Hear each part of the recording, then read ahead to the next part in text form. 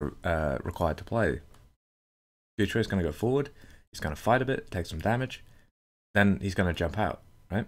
He has to jump out. So he walks in, does some damage, whatever, takes some damage, jumps out as late as possible, and then the Anna's going to try and heal him when he's kind of stabilizing in a reset position. Yeah. Now, the way to play against that is forcing the monkey out quick as you can. You know, so Fusion coming up this way, they force him out quick as they can, right? Soon, hard focus the monkey bubble. As soon as that monkey bubble's broken, the monkey's got to leave. Then when the monkey leaves, it's on Fusion to quickly close distance and try and punish them while they're stabilizing, while they're in that downtime. Now, ball comps typically are quite good at that, which is the reason why we see this type of comp played as a meta over Spark's comp. Yeah, but because Shockwave's in, because we're not playing Sombra, it's very difficult for us to punish that monkey after he jumps out, right? So if Spark play it correctly and kind of make sure that they're playing, you know, they're making as much space as possible and delaying that jump as late as possible, making sure that Anna's ready to heal the monkey, then Spark theoretically should be able to kind of jump in and out and bait Fusion around. So it's going to be interesting to see how Fusion deal with that. We'll see if they even do deal with it at all. But again, they retain the left side, which I don't really care about. Like, I'm not crazy about it. Like, you need to bait this monkey dive in an awkward place. Yeah. If you're able to bait the monkey dive, then you can clear him and then you can push after he's stabilizing.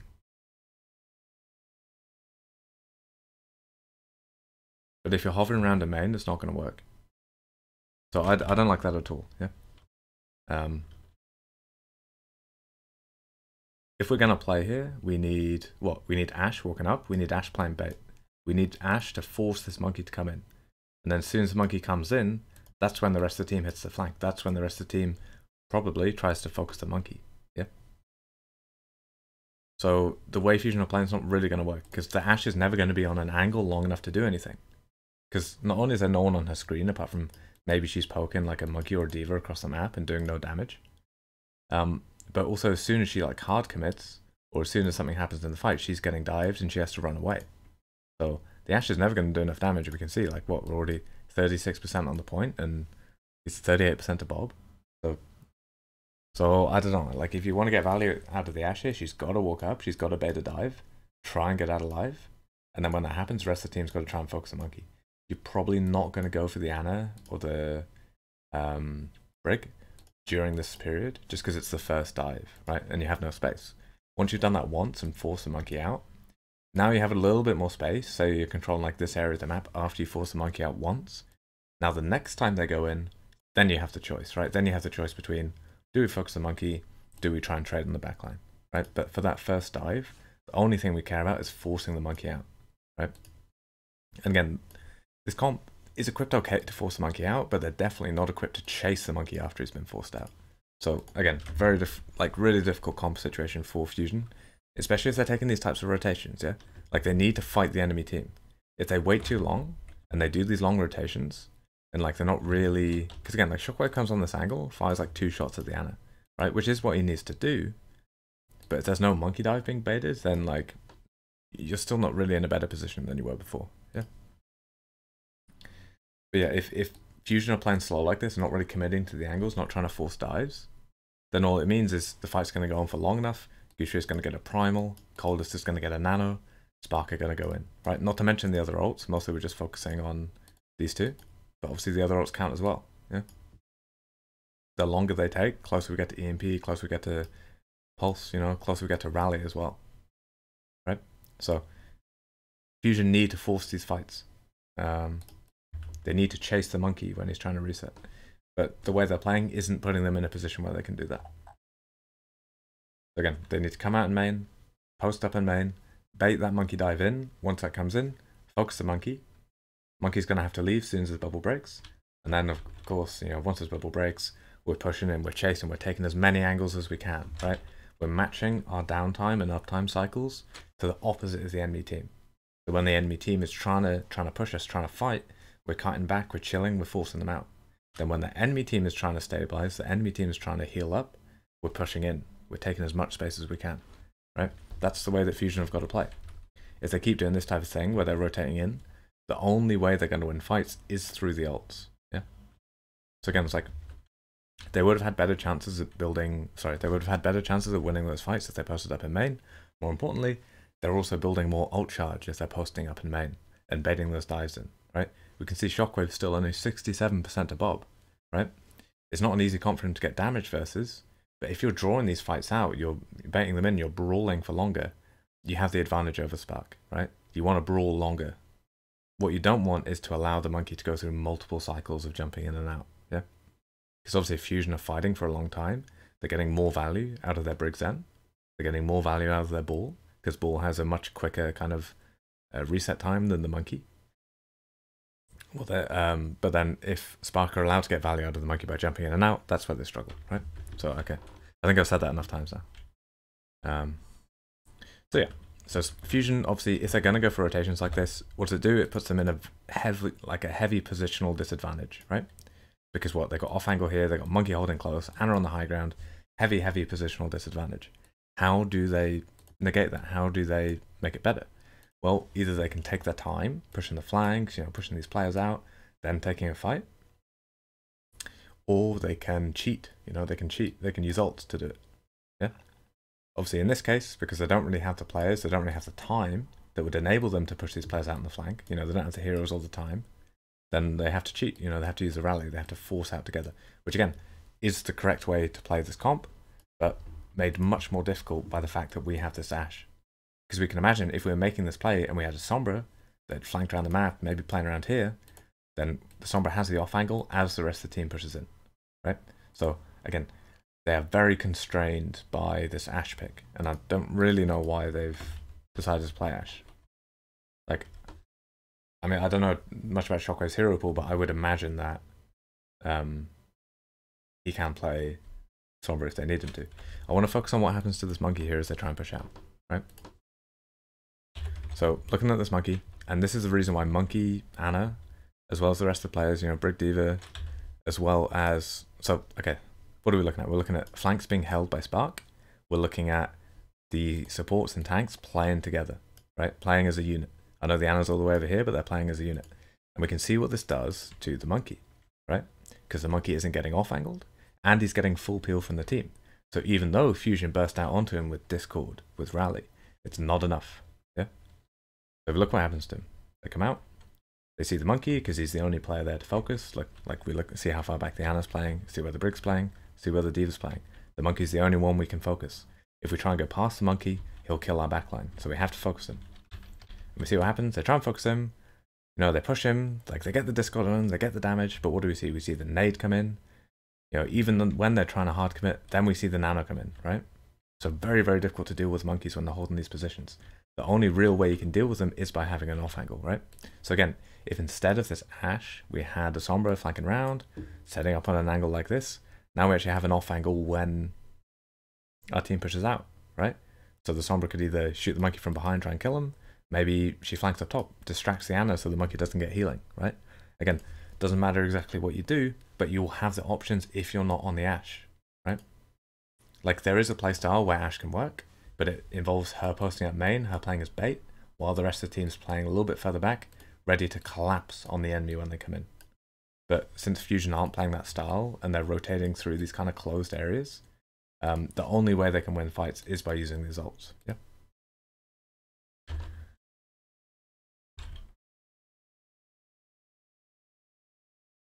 So there's a nice trance from Alarm. Where's that Bob? Yeah, okay. Okay, that's good. So now Fusion are actually in a very good position, right? Because this is kind of the first time, and they've had to use the ult to do it, but this is the first time that we've seen them catch the enemy dive. Because what did we see? We saw an EMP come in, we saw a nano come in, we saw, what else did we see? Oh, we saw a rally as they pushed as well, right? The primal's just finishing too. I think it's just finishing. Yeah. So like we saw those ults come in, and we saw them get negated. They caught the engage. I mean, they didn't really catch the engage, but they survived the engage, right? So now, what do we know they have to do? They have to push during the enemy downtime, right? This Tracer, this Monkey, this Sombra, none of them are ready to fight. This Diva, a couple of seconds ago, she wasn't ready to fight. So this is when Fusion have to push forward, right? And it's taken them 99% to build the ults that allowed them to survive the engage, but at least they've done it. And now what do we see? We see the whole team pushing forward. At this stage of the fight, you cannot afford to worry too much about these flankers. The team's got to push, right? And again, these backline heroes, Alarm, Shockwave, they're going to get more peel if they're pushing with the team, right? So again, it's taken a long time for Fusion to do it, but finally we see them push during the enemy downtime. Yep, not really, but if we look at kind of coldest, and we look at the angles that Alarm's taken, we see that this is what Fusion are forced to do if they want to win fights. You know, they have to have their Zens peeking. They have to have their Ashes peeking. The reason that coldest dies, like I'm not going to go back and show it, but the reason that he dies is because we have this long distance, right? We have this long distance between our Ashe and our Zen. Yeah, we saw the first shot comes in from what's it called, Shockwave, and then the finishing shot comes in from Alarm, because we have this long distance between them. If they were stacked up together, we wouldn't see this kill, right? And normally when the team's pushing in, they can't split this hard, but because it's kind of a messy fight, they had the opportunity to split, right? But the thing I want to stress is that if Fusion's opening the fights, like we said before, where they're coming in main, kind of together, enemy team's coming in, we're having a little skirmish here, but no one's dying, and then more importantly, we're forcing out the monkey. So the monkey's come in, now he's going out. Where is he resetting? Let's say he's resetting up here. Let's say he's jumped all the way back and he's resetting up top. Yeah. Then once that monkey's resetting, now we have the freedom to take these flanks. Yeah. So again, Fusion have to understand the structure of the fight, in that they come in main, they accept that the monkey's going to dive them as they push. That's fine. But then once the monkey's dived them and they've cleared them out, that's when they take the angles. They are pushing during the enemy team's downtime, right? And what that means is our Zen and our Ashe can safely take different angles. And that's exactly what happens, and that's exactly the reason why they get this kill. Yeah, I'll just show it through quickly so you can see like the damage come in, because it's quite useful. But yeah. So again, it's like, because it's a messy fight, they already had the space that they could take these angles, but the way they get that space in normal fights is by accepting that first dive, clearing it, and then taking the space after. If we look at coldest, you know, like if we watch the Sparks Anna, we see the first shot comes in from Shockwave, and then Alarm peeks main, gets the kill, right? So that's why we're getting these angles. And obviously, because Ashe has the coach gun, she can pretty much always get back to the team. So that's how Fusion have to play if they want to win. But obviously, the first few fights, they weren't playing that way, which is the reason why they struggled. What should we say here? This is really good. This is exactly what we're looking for from Fusion. Again, if we think about how the comps are working, this is probably how they'd want to play anyway, even if Spark was like a ball comp. But because Spark's monkey on a monkey comp, it's even more important. If we're allowing Spark to skirmish around doorways, cycle in and out, what are they building? They're building Nano, most importantly. They're also building Primal, right? So again, what we want to do is we want to interrupt that cycle. We want to disrupt the playstyle the enemy team are looking for, right? And the way that Fusion do that is by pushing in and not allowing Gushue and Coldest to do those cycles, you know, where they're jumping in, jumping out, jumping in, jumping out, and healing up each time. Yeah. So again, like obviously they are doing this because they got a pick, but that's the kind of mindset that we're looking for. This type of aggressive, disruptive mindset. This is exactly what we're looking for, especially on these Koth rounds. Yeah, they're very, very good. Does it get anything? We'll see. But even if it doesn't, the play is perfect. Yeah. Well, sorry, not the play is perfect, but the going for the play is perfect, right? And it's still, it's controlling the tempo, it's good, you know, it gives you confidence to this map. Anyway, should you wait for a cycle to go through before, so you can push them with low CDs? Only if you are attacking, right? Because if you're defending, you already have space. So like if we go back a little bit, if you're defending, you already have space, you already have control, so like there's no reason to wait, right? So we can see, like we look where they are, they're already close. The distance from our supports to the enemy supports is very, very small, right? So we can push this, yeah? So it means we can go in because we already have space, and the enemy team doesn't have any positions. So not only can they not really see us coming, but they also can't really collapse on it. So typically you don't have to do it when you're defending. When you're attacking, it's kind of different. It's a kind of different picture, because we can imagine, and we saw this all the time on Fusion's attack, they're coming in like this, and they have no space because they're kind of all grouped up. Which means that they need to take a little skirmish here. They need to force the first cooldowns to even have the space to start grouping out. To even have the space to start spreading out. So basically, you only really want to kind of accept a cycle from the enemy if you're attacking, right? That's kind of the only time. And even then, sometimes when you're attacking, depending on the map, depending on the ults that you've got, sometimes you can go straight in, right? These arrows are terrible. But if you have the comps, sorry, if you have the ults and the map allows it, sometimes you can go straight in. But typically on the attack, if you don't have the ults, you're going a little bit slower, you're taking one kind of little skirmish, and then after that little skirmish, then you can spread out, right? So I hope that makes sense. So if you have the space, go for it. If you don't, you will need to go through a couple of enemy, or sorry, if you don't have the space, then you will need to wait until the enemy team are low CD before you push, right? Because again, it's about uptimes and downtimes, yeah? So, I just punched the microphone. It's about uptimes and downtimes, right? If the enemy team's in downtime, you're pushing. If the enemy team's in uptime, you're chilling, yeah? So, why are we running away? Why are we running away? Why are we not taking a fight with our support ults? What happens here to make us run? Are we scared of the EMP? If we are, we shouldn't be. We really shouldn't be. If we're afraid of this EMP, we shouldn't be. Because we see the Sombra transcade out. And we see this, we also see the Sombra go in this direction. So this is really confusing me, right? So we see the Sombra transcade from here in this direction. Where's she going to be? Don't really care. We know she's somewhere in this area, right? We know she's going to be deep in the spawn. Because if she's any closer than that, she might get found by Tracer, by Bull, right? So surely as soon as we see Sombra go out, and we know she's got EMP, we know now is the time to push, right? So I'm not really sure what's happening here. I'm not really sure what's happening here, but I don't know why we see them go further back. Surely we see them walk forward. They have 2 support ults, which is all they need to win fights, right? Tracer's contesting the enemy Tracer. Like, we've just pushed the Sombra out. Like, we're happy. We're very, very happy. We can take this 4v4 too, right? And I know, you know, they've got Nano, they'll have Primal soon, whatever. But we can still take it. Like, our Bull doesn't need to go back looking for the Sombra. He can, but I don't really think there's anything stopping us at least starting a fight here. Because again, like, what do we say all the time? If we're the ones starting a fight, if we're pushing now with the support ults, it still gives us a chance to disengage. Yeah. But if now the enemy team jump in with a Nano, we have no chance to disengage. And like, there's a very important difference between those 2 types of fights, right? If we're pushing in, we're starting the fight here, right? Nano gets forced, maybe, you know, rally gets forced. Once that happens, if we want to leave, we can.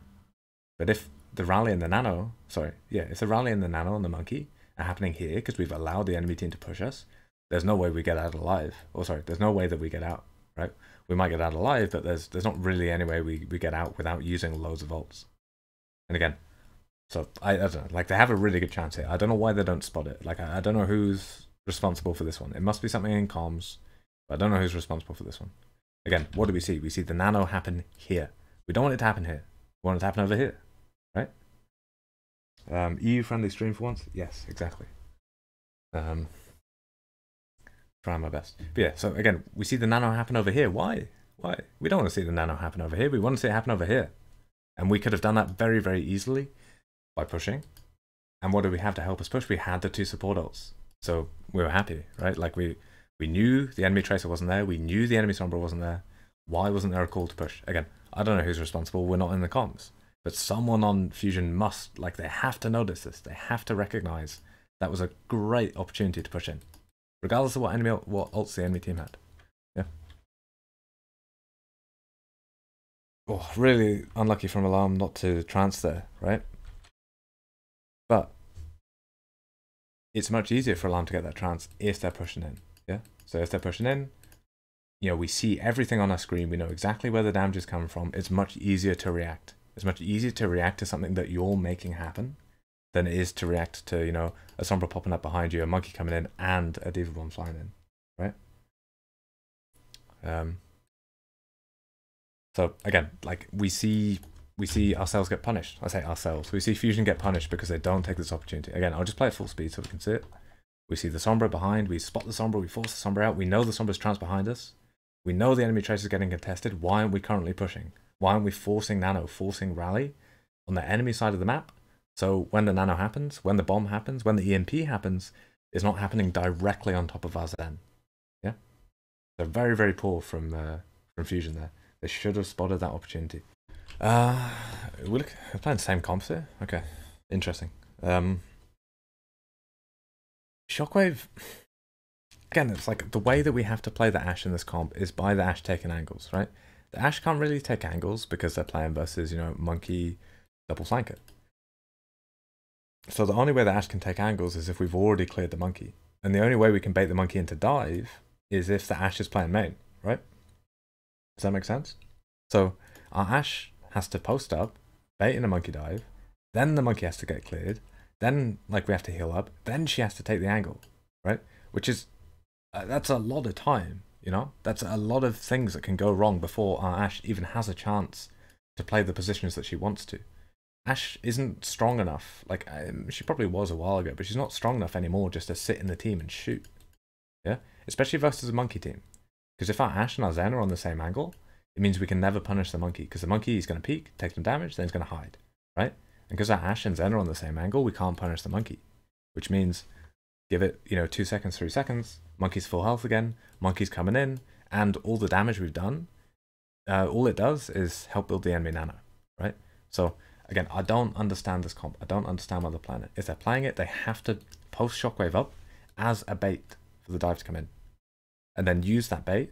Because again, like if Shockwave goes up before the enemy team are really ready for the dive, maybe the Ana's like still back here, maybe the Sombra and Tracer are like here, right?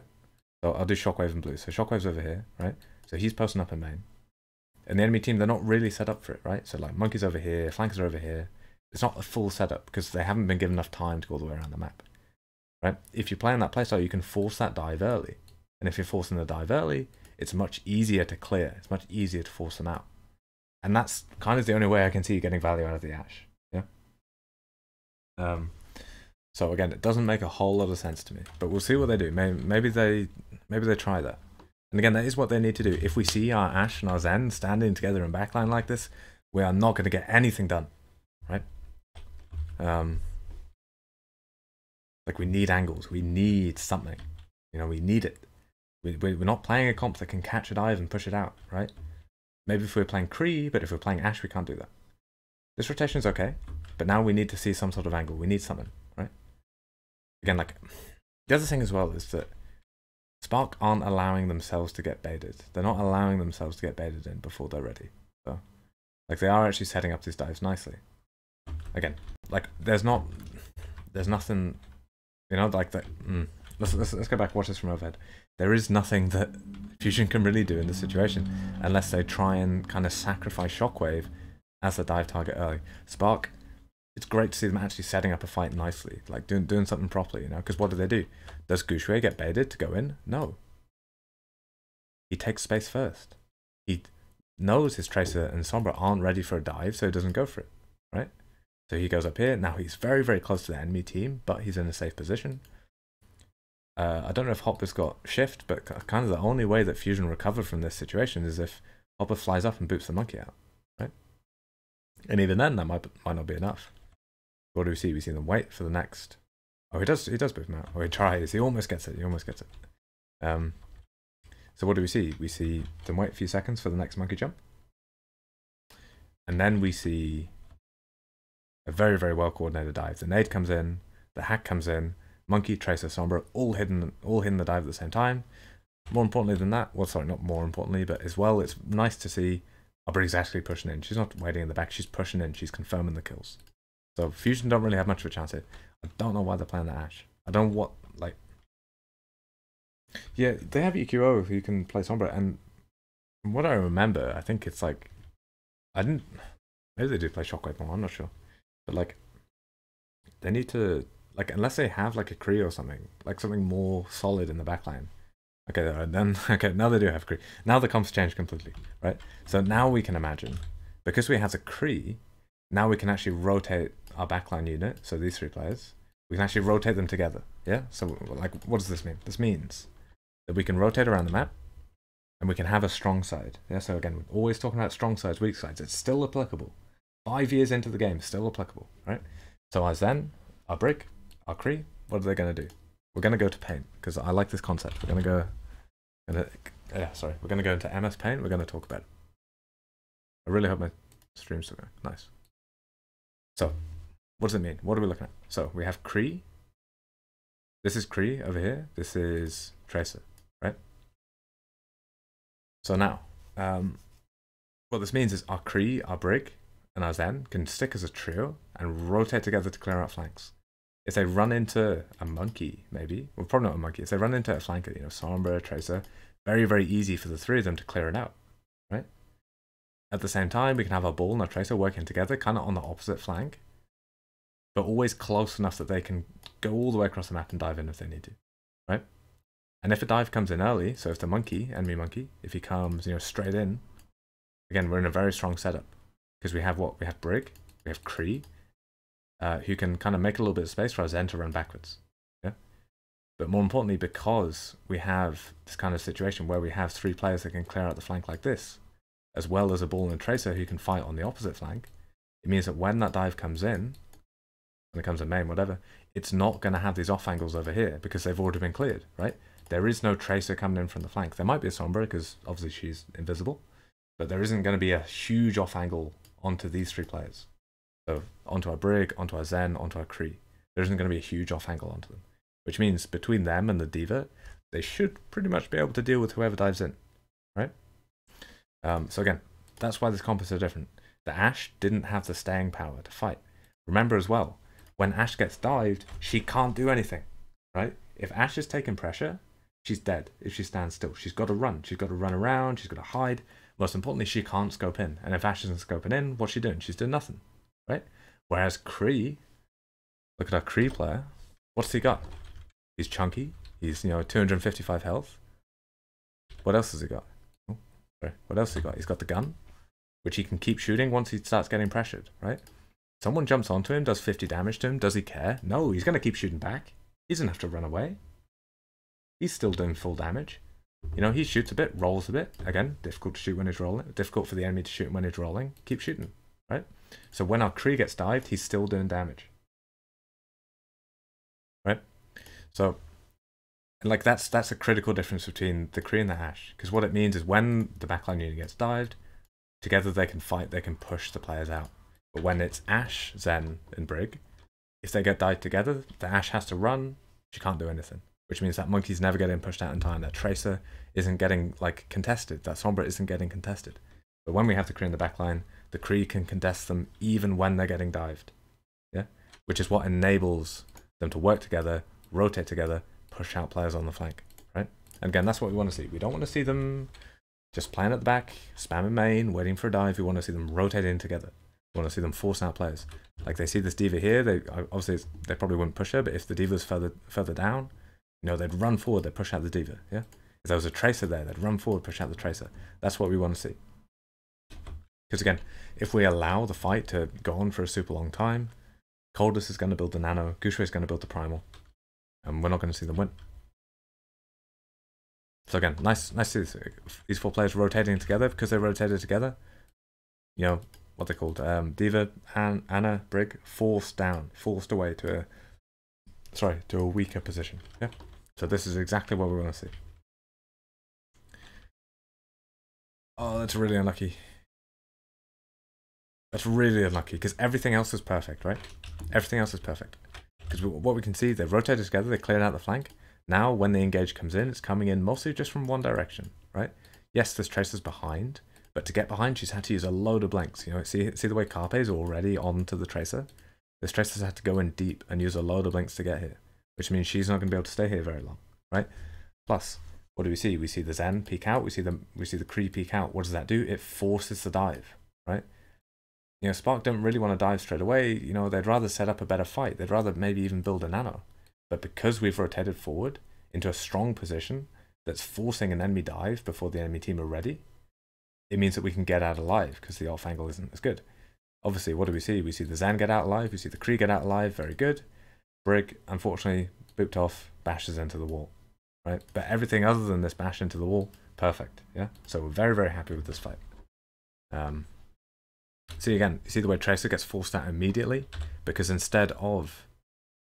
because instead of being close on the flank and only having to blink in once, she has to play further away and use all her blinks to get in, right? So we can see how just one simple comp swap, one simple hero swap, has changed the way this comp works so much, right?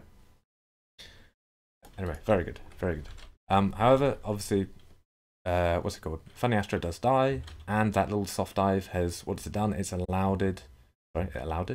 It's allowed Spark to get very, very close to the nano. Once they get the nano, probably going to see them full commit, catch a dive, right? Because again, as long as that dive doesn't have, you know, 1, 2, 3 angles to it, then you'd stand a pretty good chance of surviving it. So we'll see what happens. Again, I would prefer them to try and make aggressive plays on the flank, which seems like this is exactly what they're doing. Again, if we keep this backline rotating, keep the enemy team guessing, keep the Sombra having to re-communicate to her team where the backline is, like for the EMP follow-up, then it's gonna delay Spark, it's gonna not give them clear options about what they're doing, right? And on the course of doing these rotations, we almost caught the Tracer, yeah? Like if we're a little bit quicker, a little bit luckier maybe, we catch the Tracer, we flashbang, we kill, right? So again, that's why we're looking for these types of rotations. So we can sit at the back, try and catch it, but typically it is better to look for these types of rotations, yeah? Just try and catch the enemy team off guard. Again, we say it every stream, how do we beat a team that's setting up with a good ult like EMP? We do it by disturbing the enemy setup. How do we disturb the enemy setup with this comp? We do it by rotating these backline heroes. We're rotating them around, trying to catch enemies on the flank, yeah? Trying to start fights here instead of fights happening over here on top of our backline, yeah? So hopefully this works out okay. Hopefully we see a pretty quick... Nice EMP. Oh, sorry, nice trance. This is a good fight. Mika dies. Codus dies. Obviously Nano Primal. Kind of unlucky. Again, because they messed up so many fights earlier on, they're playing into a lot of ults. Again, could have really done with that rally there. I don't really know why Funny Astro pulled it in the previous fight, just because there was no one nearby and he would have had enough time to react as they were coming back in. So I feel like the rally is a small overcommitment, but once you've lost like 2-3 fights in a row pushing, then it's kind of fine if you overall a little bit to cap just to make sure you manage it. So awkward fight, awkward situation for Fusion here. Again, we're going to need to make plays. Nice. That's exactly what we need. Again, it's like, do we want to sit back there and wait, or do we want to keep trying to take little peeks? Do we want to keep trying to get stuff done? That's what we want. That's what we're looking for. So, what do we see here? We see the monkey come in. We see the monkey forced out. Well, he's not quite been forced out yet, but his bubble's been broken. Now that his bubble's been broken, we need these players to push forward. If these players don't push forward, and like before this monkey gets his cooldowns back, then we're in trouble, right? So, we'll see what happens. Do we try and punish him? We're on him, we're pushing. We almost get him. Oh, we get the diva, and we get the monkey. Perfect, right? So again, we see it there in action, yeah? So obviously we killed the Tracer, ignore the Tracer kill. Just focus on the monkey, just look at how Fusion are pushing the monkey out, right? This comp is denying the off angles, which means the monkey's coming in. We're clearing the monkey, focusing on the bubble. As soon as the bubble's broken, we're going. And we're pushing during the enemy downtime, yeah? Because again, Sombra's already uncloaked, which means she can't really do a whole lot other than shoot, right? Diva's already used, you know, most of her cooldowns, half her health pool already she's used, yeah? Anna's used a load of her shots, Briggs used a load of her packs. Briggs probably used a bunch of her shield as well, right? So in terms of Spark, they're in downtime. Whereas, because we just cleared the monkey, now Fusion can go into uptime and start pushing, yeah? And because Gushui gets forced out here and doesn't manage to find a way to jump back to his Anna, that's how Fusion are able to get these kills, right? So again, really, really nice to see it in action. And obviously, it is much easier to do that playstyle when you have the Cree instead of the Ashe, right? Around. So this is like a lot of value from this type of thing. Is it enough to get our backline through? Not yet. Can we focus this monkey? Again, very difficult for this monkey to push in and do stuff.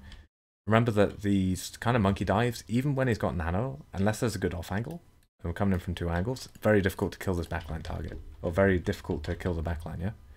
The Brig and the Zen and the Diva can work together so well to survive these types of engages, right? Because either, you know, the Brig hits a whip shot early, she puts, you know, 2 packs on the Zen runs away, Diva can boot the monkey, body block him, whatever, shoot him in the face, Brig can look with the stun as soon as the monkey bubble's broken. Diva as well, being close to the team, means she can burst that monkey bubble really quick. And again, we say it all the time, but that monkey is like very, very reliant on his monkey bubble to be able to fight. As soon as it's broken, he has to jump out. So again, like if you're playing versus monkey, just tell the team, focus the bubble. If you focus it quick, the monkey's gone. Yeah. So let's go back a little bit here just to see what happens. I'm pretty sure it's going to be what we talked about before, right? Where monkey comes in, what are we doing? We're focusing the monkey, clearing the monkey, right? Where is it? Monkey is kind of going back now. Now the enemy team's in downtime. They don't have the cooldowns. They don't have the ults, right? Now our team's ready to push forward. See, monkey's just jumped out. Now they have no space control, yeah? Monkey's just committed, jump to go up here, right? Tracer's already been forced out. Cree's been forced out. Now we can push. Now we can chase, right? So it's very, very good to see Fusion pushing forward. The commitment the commitment of the rally is perfect, right? The focus fire on the Zarya is perfect. So what are we seeing? We're seeing that type of tempo. I'll just play it through full speed so you can see it. We're seeing that type of tempo. We're seeing the engagement with the nano. We're seeing Fusion kind of back up, chill out a little bit, focus on repelling the monkey. They, you know, they tighten close together, they group up, they repel the monkey. Monkey's forced out. You see, he's just jumped out there. Now Fusion are pushing forward. Now they're taking advantage of that downtime by punishing Spark. They're not allowing them to reset, right? They're pushing in, they're finding the kills, getting on the back line, you know. I think the Cree was like forced to point because EQO contested a tiny bit while that was happening. So yeah, textbook playstyle, right? And again, this is why we don't really see the monkey comp that much anymore. Because if that cycle fails like once, where they're going in, going out, going in, going out, then you know the Briggs End comp is going to find an opportunity to push in. Yeah. So again, very good from Fusion. That is what we want to see.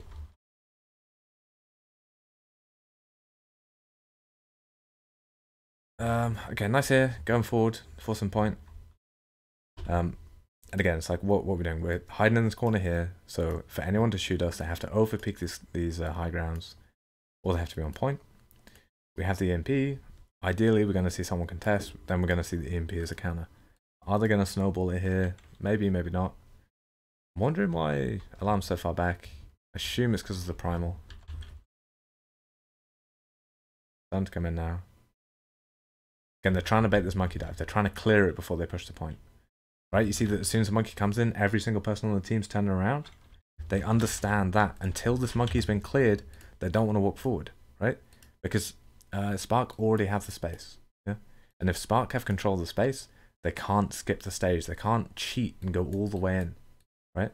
They have to take one little skirmish here, clear the monkey, then they can walk in, right? Exactly the same way they do it on first point, they do it on second point as well. So they're walking in, touching point, shooting people, baiting people, alarms coming in like this, right? Trying to bait this monkey to come in. Once the monkey comes in, whole team turns around, focuses it. It's kind of what we're saying they needed to do when they were playing the Ashe on the first map, right? But they weren't doing it. Really nice grab onto EQO. Exactly what we're looking for from Spark. And again, like we say that obviously Fusion trying to bait the monkey. From Spark's perspective, what they've got to do is make sure they're getting plays done during that period of, you know, 3-4 seconds that they have when their monkey's in, causing a distraction. So yes, obviously we're looking at Fusion, we're looking at 6 players turn around, focusing the monkey. We're thinking, you know, good, because that monkey's got to go. Then also from Spark's perspective, they're thinking the same thing. They're also thinking, you know, good, we've got 6 players looking at our monkey, because now it means, you know, Zarya, Cree, Brig, they can all walk forward and fight, right? So really good to see this commitment from Bernard here.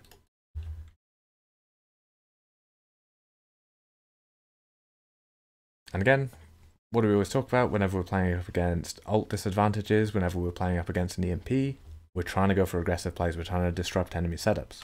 Looking forward, looking for an early grab is disrupting an enemy setup. Yeah, so again, very happy. What are we seeing here? Nice boop onto the Zarya. Nice commitment chasing the Zarya. The nano, they bubble them as well.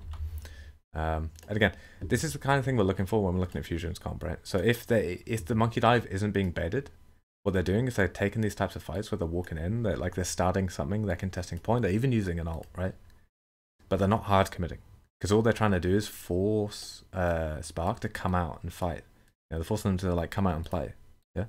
So we can see that even though they push point, even though they've used these mines, what have we got? We've got Tracer, Bull hiding in the corner. We've got Sombra waiting behind.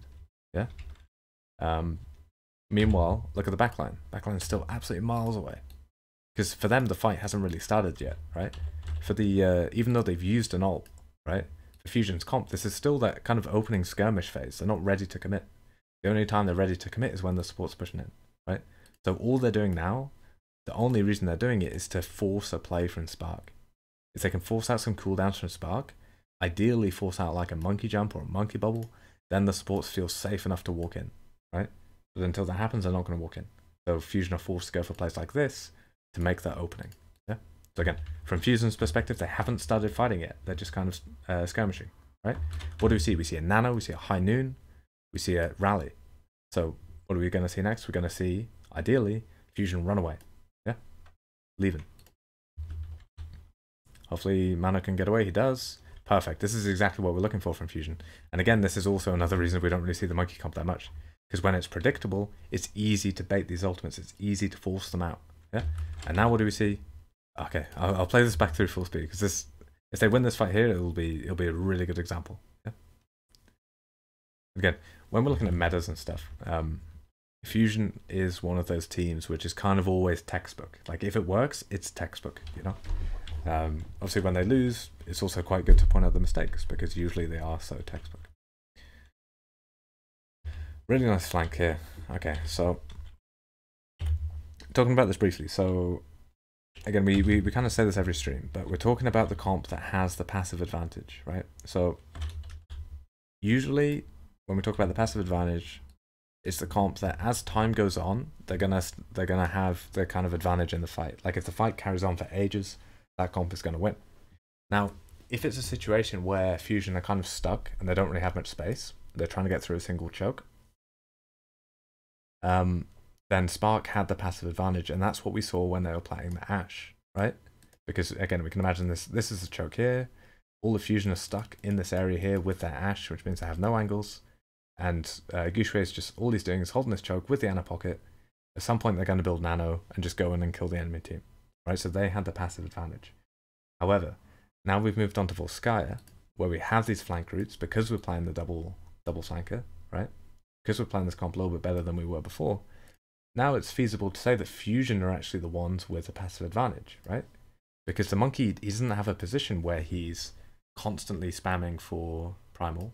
He doesn't have a position where he's constantly taking like acceptable amounts of damage that can be converted into nano charge, right? Which means that if the fight keeps going on, what we'll see is Fusion going in, go out, go in, go out, like they did just before where they contested point and ran away. Again, they have the passive advantage, yeah? They go in, they go out, they go in, they go out. And then eventually, you know, they're going to have no cooldowns and Fusion are just going to walk in, right? So again, the passive advantage is not just about the comp. We also want to be thinking about playstyle as well. If a team's playing in a great way, that means that they're always going to have the advantage as the fight goes on, just because they're playing the default in a better way, then that team can have the passive advantage, even though just from looking at the comp, it might not seem that way, right? So with that in mind, now we're going to look at Shy, right? Shy, I don't know if he understands everything we just said. I don't know if that's going through his head, right? He probably does understand it to an extent. But what does this mean? It means that, what does he do? He goes for a play. He tries to disrupt the enemy staging. He's trying to kind of break the momentum. So it goes on the flank, goes for a right click on the break, right? And again, even if this failed completely, right? We could talk about why it failed, whatever. But the fact he goes for it is perfect because he knows that if he allows things to go on, if he allows the honorable 6v6 to happen, where both teams are just putting their players forward, they're fighting, they're trading ults, whatever. If he allows the honorable 6v6 to continue, his team will lose, which is the reason why he goes for these plays. And that's the thing. That's the thing that's really important for us to understand when we're playing comp as well. If we're in a situation where we lose the honorable 6v6, we have two options, right? We can swap to a hero that's going to enable us to win that honorable 6v6, or we go for these types of plays. We go for these types of disruptive, creative, aggressive plays. Yeah? Yes, exactly. Yeah. Like exactly the same with like the soldier stuff. If we know we're not going to win that, then we need to go for the types of plays. And like one of the best, like one of the major things about being kind of good player is recognizing when you are forced to go for those plays. Yeah. So again, really nice to see him go for it. Even though he dies for it, it's still great because what does it do? You know, it makes the opening for Architect to hit the pulse bomb. We have players turning around because we're creating a distraction over here. Now our Zarya, our Brig, our Ana are now more confident walking forward. and we should be in with a pretty good chance at clearing point. Yeah. So again, it's about that tempo control. When you don't have an advantage in terms of kind of passive value, you need to find an advantage in terms of tempo. Yeah. So with that in mind, I'm going to go back quickly just one last time, because again, it's a really good fight to show it. Really, really good fight to show it. So we kind of have two things in action here. We have Fusion showing the way that they have the passive advantage, because they're able to kind of bait Spark around, because Spark is so predictable. They're able to force Spark to point, force Spark to use ults, and then leave. Yeah. So here we see them going in, using ults, forcing out. What do we see? We see High Noon, we see Nano, we see Rally come here too. Once it comes out, what do we see? We see Fusion run away. So Fusion have the passive advantage because they're able to make plays like this, right? But then what do we see next? We see Shy, the Cree on Spark. We see him realize his team's at a passive advantage and know he's got to claim some sort of tempo advantage to make up for it, right? So what does he do? He goes on this type of flank. He finds this flashbang right click on the brig. And even though it doesn't work out, even though he dies, it creates the opening his team needs to kind of reclaim the tempo. Yeah. So again, the reason why Fusion have the passive advantage is because they're able to do that thing where they're baiting Spark's uptime and then pushing during Spark's downtime. So we saw them push, we saw Spark use ults in the uptime, and then when we saw them, start walking forward on point, just before Shy goes for the flank, that's when Spark were in their downtime, right? And they were all kind of stabilizing over here. Yeah. So the reason that Fusion were able to do that, where they bait the uptime, push during the downtime, that's what gave them the passive advantage. Yeah. So we got to be creative with the way we're thinking about what the passive advantage means, because it's not just about team comps. So if we want to, we can make these kind of tight rotations. Yeah. And again, this trio here is very good, or sorry, this quad here with the Zarya as well, very good at fighting together, forcing out players. So you could do that, or you could just go super slow in the corner, try and build nano before you fully do anything, right? So we'll see what they do here. You might commit for this rotation straight away. Usually on first fight, I don't know if because I have like scrimmed these comps a lot, and I don't know if we ever got around to like making a full decision which one was better. Like which one was better, whether you want to like play slow, whether you want to on the first fight try and force something, because like the problem that you run into is if on the first fight you try and force a rotation through and you get immediately blown up, then you get no ult charge, right? Whereas if you play slow, even though chances of success are basically like nothing until you get ults, at least you're actually getting around to building the ults. So interesting to see. So it looks like they're just kind of walking through and skirmishing, not committing for a rotation, which is probably a good decision. Because what do we see? We see Coldest is already up to 50% on the nano. So that's what we like to see. Really, really nice call from Architect on the flank. That's perfect. Right? So again, should we see this happen where Architect's allowed to get on the flank? Probably not. Like, ideally we have someone keeping an eye out for him. At some point during this process, he's probably made a little bit of noise. Hopefully someone can call it. It should be pretty obvious as well that this is kind of the only flank route you can take on the attack. So it's kind of a shame that like it doesn't get scattered by Fusion. But then equally, it's a great call from Architect. Between him and Gushue to get this like duo dive's perfect, yeah? Exactly what we're looking for. Again, what we can see here, I know it's kind of a different situation, but again, what are we talking about when we look at uptimes and downtimes? Because every single comp has it, right? The one with the monkey and the Zarya is very obvious because we're looking at bubbles. We're looking at monkey bubble, we're looking at Zarya bubble, we're looking at monkey jump, right? But this comp has one as well. It's mostly based on health pools, however. It's mostly based on, well, it's based on three things. It's based on the health pools of the tanks, based on the Sombra Translocator, it's based on the Tracer Recall, yeah? So when the team has those things, tank health pools, Tracer Recall, Sombra Recall, I guess that Matrix and stuff as well, then they can fight. But when those things run out, they have to go back, yeah? And we can see this is exactly what happens here. Again, like this is how a lot of teams are looking to play the attack. They're coming in, taking these little fights, right? So they're coming in, taking these little fights, they're fighting. What do you see? He gets focused, Hopper's using cooldowns, the nade comes in, tanks are taking a bit of damage, Tracer comes in, does she recall? No, I think she blinks back, but whatever, right? So like these players, they've gone for their play, they've done something, right? They've used cooldowns, they've used health pools. Now they're in downtime, right? And again, downtime, slightly more difficult to spot with this comp. Slightly more difficult, but it is the same concept, right? And because Spark, what did they commit doing that? They committed nothing, right? They committed Monkey Bubble, Zarya Bubble, and a nade, but they commit them quite early, right? What that means is now they're ready to push. Now the enemy's in downtime. Now they can actually make it through the choke, right? So again, this is how we're looking to break chokes a lot of the time when we're playing these types of dive-based comps, right? Those comps that are quite fluid. We're looking to bait the enemy team in, make them use their cooldowns on that first engage that doesn't really decide anything. Then on the second engage, that's when we're getting the kills, that's when we're committing. And this is really important for teams to understand, especially on 2CP. Because a lot of the time we're not expecting to get anything from the first engage. All we're expecting to do is force cooldowns and try and get an advantage, so that when we go for the second engage, that's when we can actually get real stuff done. Yeah. So again, whenever we're looking at these comps, we're looking for those uptime, downtime structures. Every single comp in the game has them now, right? They didn't used to be in the game, mostly because people were worse at playing, and this playstyle wasn't fully figured out. But nowadays, every single comp has them, right? So we need to be looking out for them. So much we can learn by looking at them, right? Anyway, what are we seeing here? We're seeing Spark try and kind of chase the advantage a little bit. You know, they got the momentum, they got the ults. How are they doing this? They're doing this by sending in gushue with the nano. But importantly, again, this is the first engage. Are they expecting to get any kills? No. What are they trying to do? They're trying to distract this player, this player, this player. They're trying to make some sort of kind of disruptive play. Not that disruptive, but it's just going to make a distraction. Sorry, I probably shouldn't say disruptive. They're trying to make a distraction play. What's it going to allow them to do? It's going to allow them to do kind of two things. There's a third thing, I can't remember it. I always used to say there were three things. Right now I can only think of two. The two main things that it allows them to do is either focus a target that is in their backline, or it's going to allow them to close distance and get to a better position. Yeah? So pretty much they're going to do either one or two of those things, right?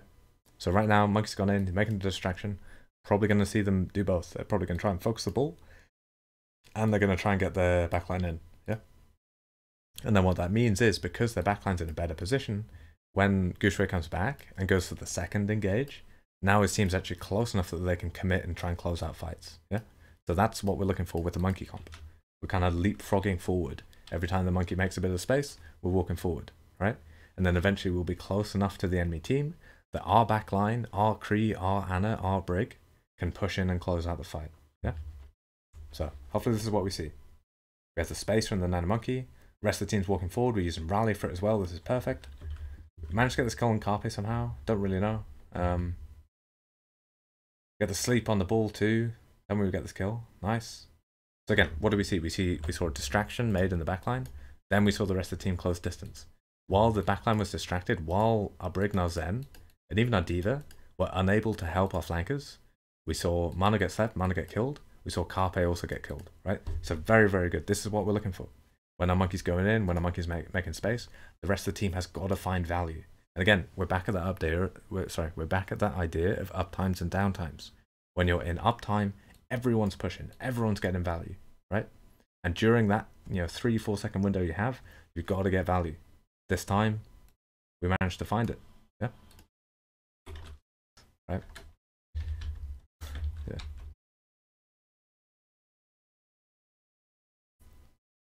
Nice for them to go in. We'll see what's happening here.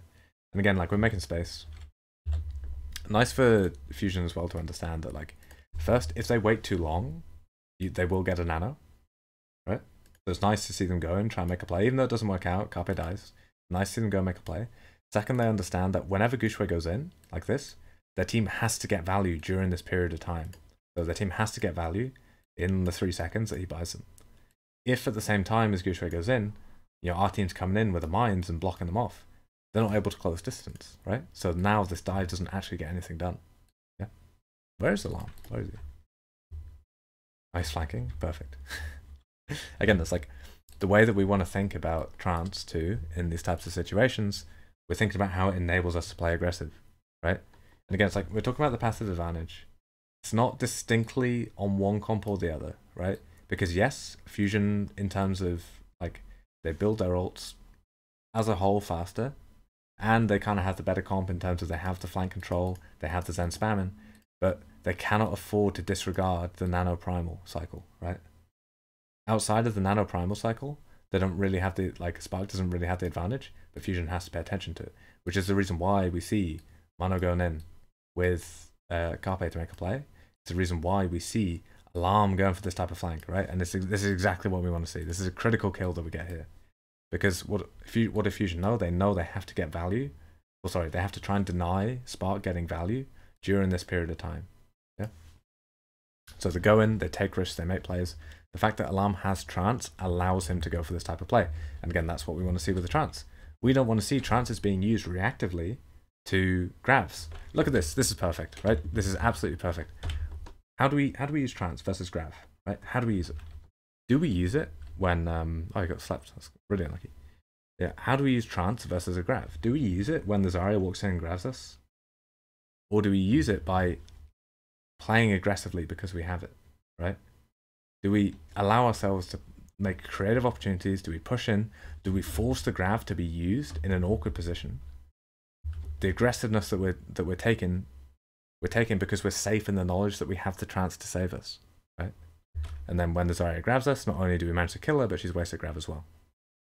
Yeah, I know. I don't know. I'm genuinely really sad about Alarm. Like, yeah, again, I wasn't sure whether to even like go through the fusion games, but I thought I'd just go for it and like, yeah, I don't know. I used to love going through his Ana POVs, especially. He's like, after kind of Jaehong kind of dropped off and wasn't as good anymore, Alarm was kind of always, he was always like the go-to, especially with Sleep Dots as well. He's just a nut in the way that he was like predicting them. So I'm really sad about it, but I thought we'll just go through the games anyway, and if anything comes up with him, we just need to make sure that we're like respectful enough. But no, I am sad. But no, yeah, the way he used that Transcendence, the way he used it to enable him to push, disrupt the enemy's uptime, and force the grab in an awkward place, that's the mindset that we want to have when we're thinking about our support ults, or any ult really. We don't want our ults to get forced in our backline when the enemy pushes us. We want to take these types of fights here, and again, we talk about it all the time. If we're forcing ults here on the defense, what it means is we can still run away and stay alive if the enemy team are using the ults, right? Whereas if the enemy team are using ults all the way back here where we're playing in the backline, we can't run away because we have nowhere to run, right? So that's the type of mindset. That's why those types of plays, even though they might seem a little bit weird, you know, Zen dropping behind, going for a right click, right? That's why they're so good. Right? Again, the signal for Zen going for that right click is because he knows that if he waits, they'll build nano, they'll build primal. Yeah. Anyway, so we're seeing a rotation on left side, which is finally they're doing something. Because again, we're looking at Spark and we're looking, oh, they've got to commit nano every time to close distance. The other option they obviously have is using the strength of these 4 heroes to force a rotation around on the flank. Yeah. So we never want to miss that opportunity, because what it means is when we dive, when we push, we've now shortened the distance between ourselves and the enemy backline. Yeah. And we always want to do that if we have a chance. If we can shorten the distance between ourselves and the enemy, it means when we're pushing on the attack, we have a much easier time. So nice anti. Obviously the rally's up.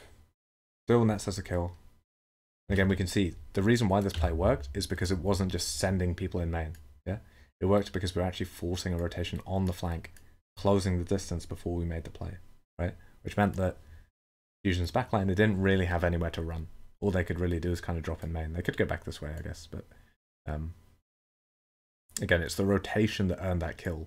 It's not the nano, it's not the nade, you know?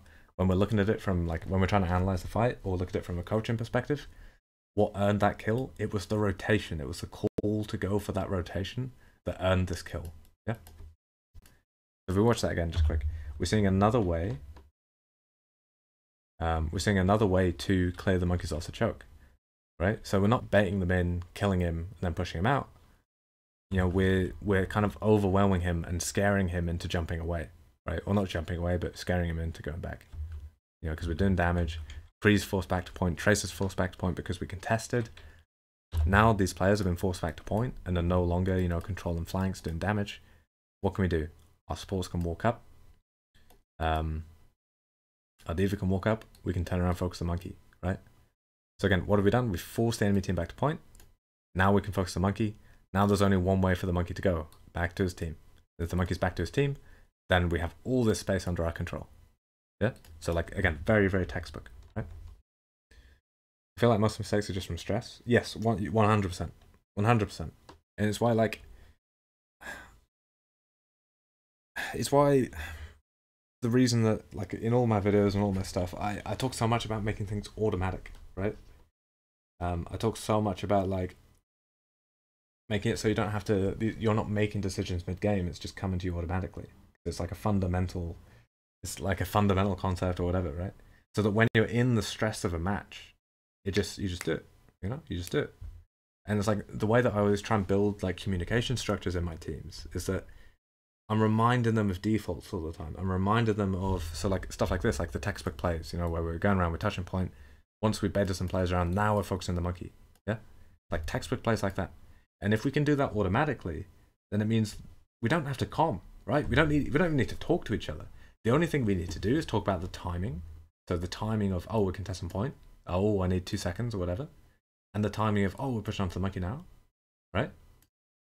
So all we're really comming is timings, targets, and more importantly, when we're breaking the default, right? So if there's a fight where the enemy team has loads of ults and we don't have any, and we need to go for some, some truly fucked up play, like something like diabolical, right? Like something, something disgusting, like you know what I mean, like full pushing into enemy spawn, hiding our Zen like in this room, or hiding like our Aaron in this room, taking a fight, whatever, right? Like something truly dishonorable. Like when we need to go for that, it means that all we're calling is timings, targets, and those types of fights, those types of disruptive plays. Which means now we have all this space in comms, which means our players can chill out a bit. Our players can focus on just playing the game, right? They can focus on actually listening to audio cues, enemies flanking, and so on, right? I hate it. I absolutely hate it when like I spectate a team in comms and they're yapping all the time, just talking. You hear it all the time with NA teams especially, just talking so much. You don't need to talk. All you need to do is understand the default of the comp. If you understand how your comp plays in the situation, you don't need to communicate. All you need to say is, oh, I need 2 seconds. Oh, dive in 3. Right? So like, that's why, yeah. So that's what we're talking about with comps. I can't remember why I was talking about comms. Oh yeah, the stress, right? That's the thing. So if we're not talking as much, if we have more space in comms, right? Because we learn the defaults, we know the fundamentals, it means our games aren't as stressful, right? Because we're making those decisions automatically, which means we can have someone in comms reminding us, reminding us to do the default, reminding us to play the default. So we're spending less brain power on thinking about what to do and more brain power on kind of reacting to the enemy team and like actually playing the game properly. Yeah. Because the default of what we're trying to do is automatic. So we're DMing our Sombra through, we're clearing the flank with the ball. Again, really nice damage onto Architect to clear him out from Mono. We're fighting. Our Tracer's already behind. We're focusing this monkey, forcing him out. Can't forget to kill him Banar, which is really critical. Really critical. He does die to Architect, but it's fine. Now what do we see? We see the backline unit rotating together. We want to see this all the time where we can, right? Rotating together, which means we can actually push out this monkey if we're playing as a trio.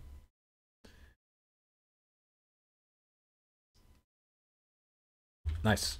And now what do we see? We see the monkey get pushed out. We see the monkey forced out. So now what do we know? We know the enemy team's in downtime.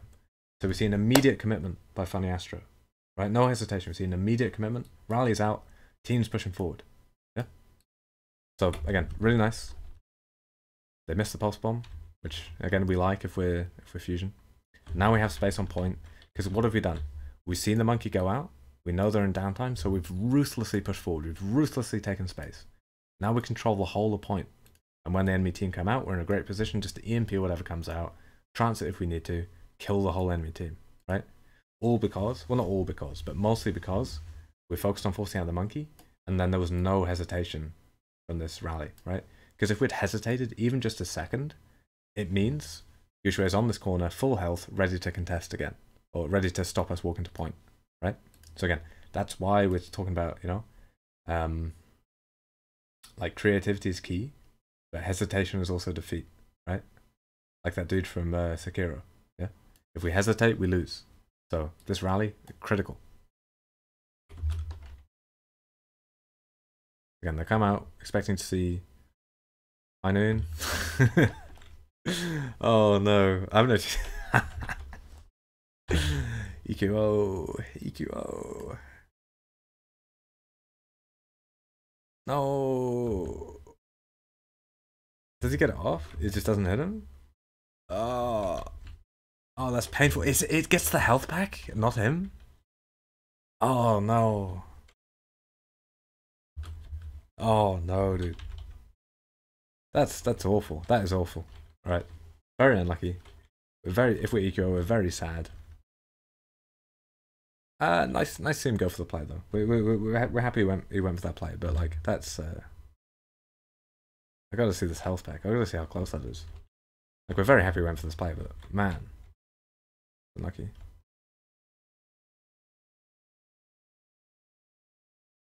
It's ridiculous. Gets the health pack, doesn't get him. Anyway, right? We saw Carpe and Mano try to go for a play to disrupt that cycle where they're going in, they're going out, going in, going out. Obviously, now that Carpe's died, that disruption's failed, right? Which is a clear signal. And again, when we're looking for these types of plays, we're looking for the indicators, yeah? The indicators that we need to make a play. Sometimes it can just be the knowledge that our comp's at a passive disadvantage.